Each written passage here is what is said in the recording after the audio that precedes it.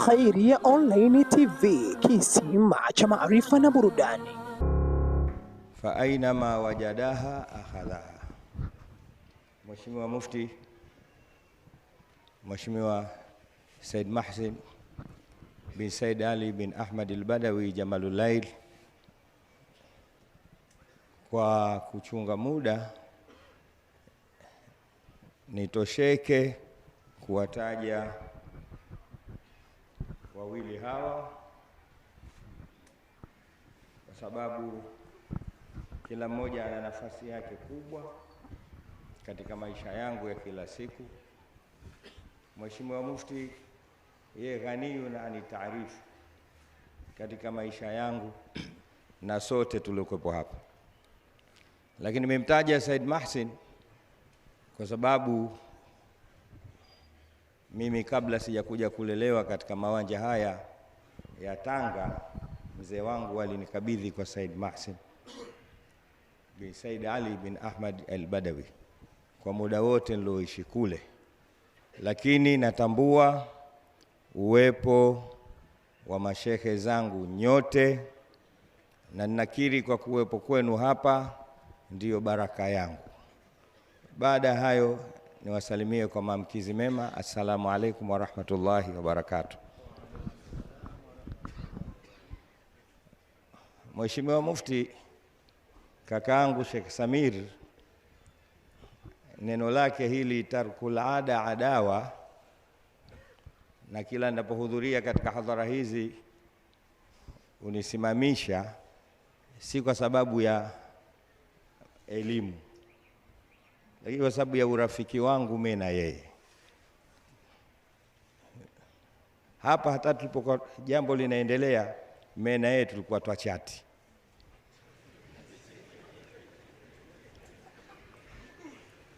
Na anachokitaka ni watu wafurahi kwa kusimama mie, kwa sababu huwa anapenda vile visa vyangu, si vya kielimu sana, lakini vinakwenda kutanabahisha watu.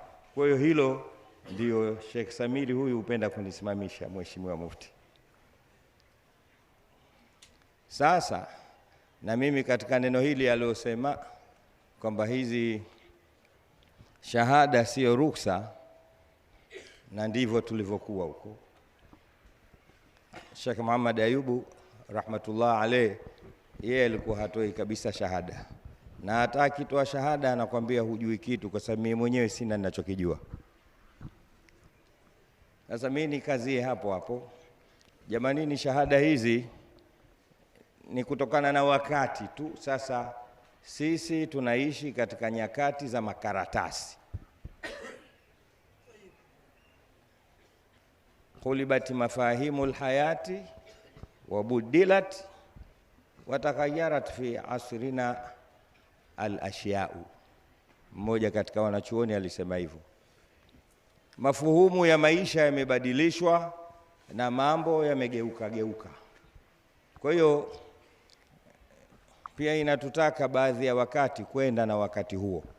Unaweza ukakaa sana madrasa na ukasoma kweli kweli, lakini ukaja uko mtaani ukaonekana we si lolote si chochote, kwa sababu tu huna karatasi.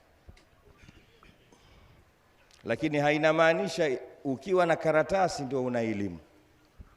Wengi tunaona na makaratasi yao, lakini kinachokuwa ni kama kile cha yule kijana aliyesoma, na baada ya kurudi kitu cha kwanza alichoona yeye, kwa sababu ameelewa sana, ni kuwaondoshea wale wazee wake kunuti.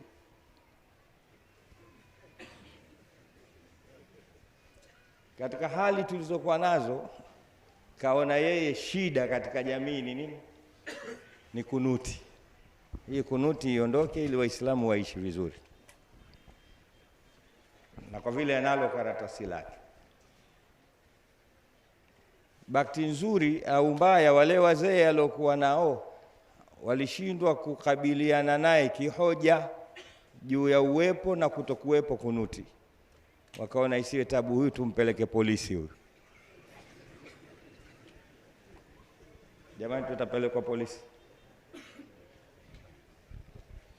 Na alivyofika polisi baada ya kushtakiwa, mkuu wa kituo akasema mkamateni, mleteni. Alivyoletwa, ndio huyu, naam, ndio huyu.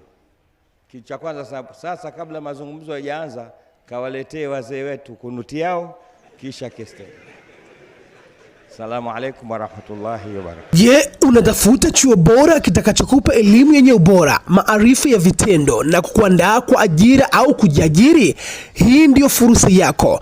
Mkuu wa chuo cha kilimo na mifugo Kachenje Training Institute anawatangazia wahitimu wote wa kidato cha 4 na 6 pamoja na vijana wenye shauku ya kujifunza kuwa nafasi za masomo kwa mwaka mpya wa masomo sasa zimefunguliwa rasmi. Kachenje Training Institute ni chuo kinachotoa mafunzo bora katika sekta ya kilimo na mifugo, kuzingatia elimu ya nadharia na vitendo ili kuandaa wanafunzi kuwa wataalamu mahiri na wazalishaji wa kisasa. Chuo kipo mkoa wa Kilimanjaro, wilaya Same, kijiji cha Makanya, kikiwa karibu kabisa na barabara kuu ya mabasi ya Dar es Salaam na Arusha, hivyo ni rahisi kufikika kutoka maeneo mbalimbali nchini.